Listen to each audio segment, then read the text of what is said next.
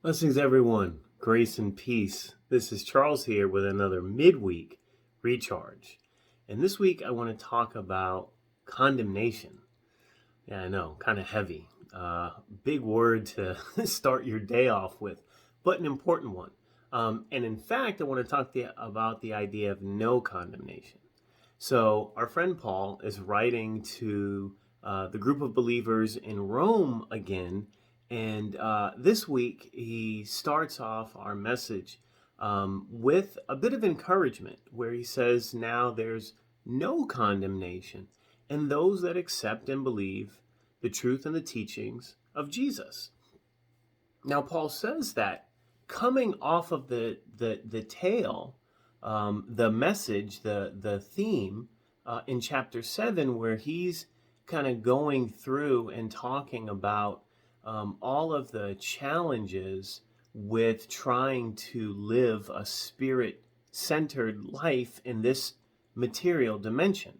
How to live according to God's word and God's plan in this world that seemingly makes that impossible. He says, I want to do good, but it's like this temptation is all around me.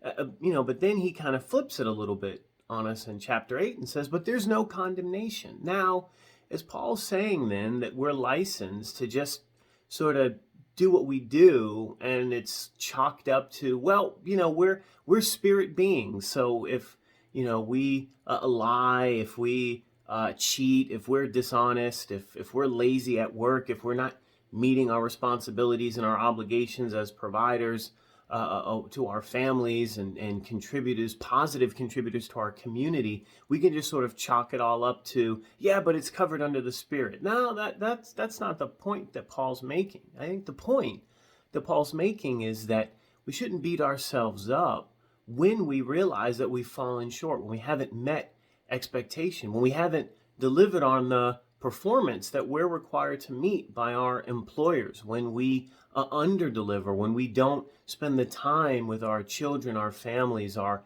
friends the way that we want to. Don't condemn yourself, because the Spirit didn't come to condemn, but to set free. There's freedom in knowing that there's so much grace and there's so much mercy from the Spirit of God.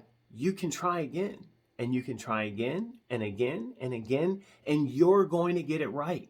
And if you apply this focus, this determination that I'm going to get it right, you will. So my challenge to you this week is not to condemn, but to embrace grace and mercy that comes from God. If you don't meet or exceed your expectations today, go do it tomorrow. Let that be your recharge.